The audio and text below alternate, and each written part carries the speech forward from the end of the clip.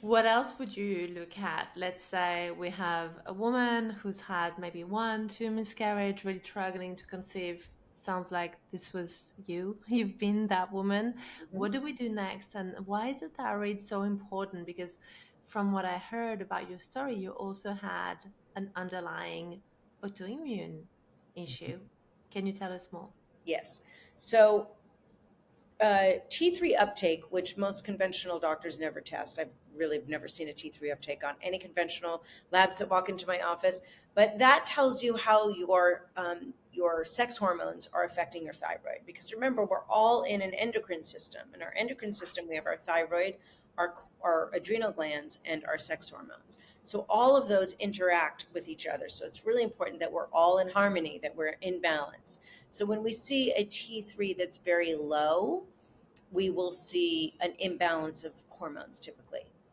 And same thing if we see it very, very high, we'll see an imbalance of hormones, right? Maybe there's PCOS if it's high, um, depends on what the situation is. So that is super important. Um, and when I was diagnosed with a suboptimal thyroid, I don't believe they tested any antibodies or anything other than my T4, my T3. So, fast forward, I had my son, totally healthy pregnancy. Everything was great. A few years later, I went to a naturopathic doctor. I did some testing. I didn't feel that I was quite right.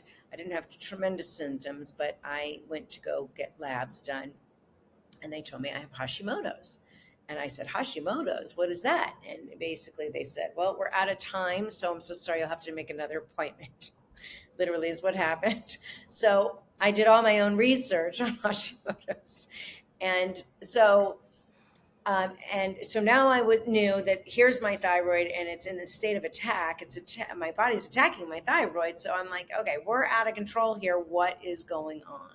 So I did a really deep dive and started to unpack this. And I couldn't seem to find, this is a lot of years ago, it's literally before the internet, but I couldn't find what is Hashimoto's and what causes this. I could not find root causes for autoimmune disease. And at the time, my mother didn't even know she had Hashimoto's, but we found out later that she did. But anyway, so I started to create a list of root causes to autoimmunity. And I started to go down that list. And do I have this? Do I have this? I got to reverse this, right? This is crazy. I'm not going to live with this Hashimoto's.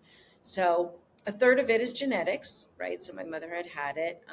I think my father and my grandmother on both sides probably had it, but I don't know. I know they were taking thyroid medication, and so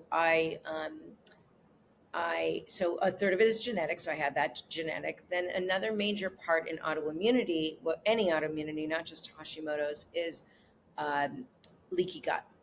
So I did a stool test. I found out that I had all these imbalances. I had some overgrowth of bad bacteria. And I took a deep look at that to find out what was going on. It took me a while to fix all that, get back into balance. If you're enjoying this show so far, I just have a very quick favor to ask you. Could you go ahead and click the follow button or the subscribe button?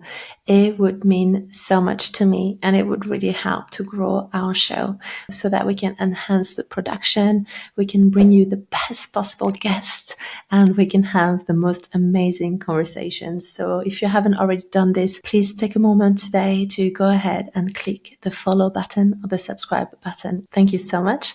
And now let's go back to this amazing conversation.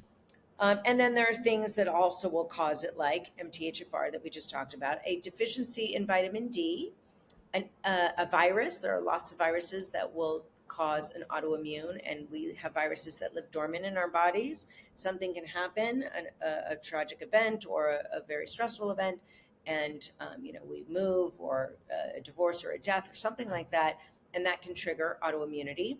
A pathogen, right? So there are some kinds of parasites that will, like for instance, Blastocystis hominis. That is a parasite that will it's a root cause to Hashimoto's, and there are other pathogens can lead to autoimmunity. And so, and then, as I mentioned, a stressful event, a lot of stress, bad diet, lack of exercise, or too much alcohol, things like that, too much sugar, carbs, processed foods, all of that, or a very stressful event physically, so like a pregnancy. So it's very common that after pregnancy, people will get diagnosed with an autoimmune disease.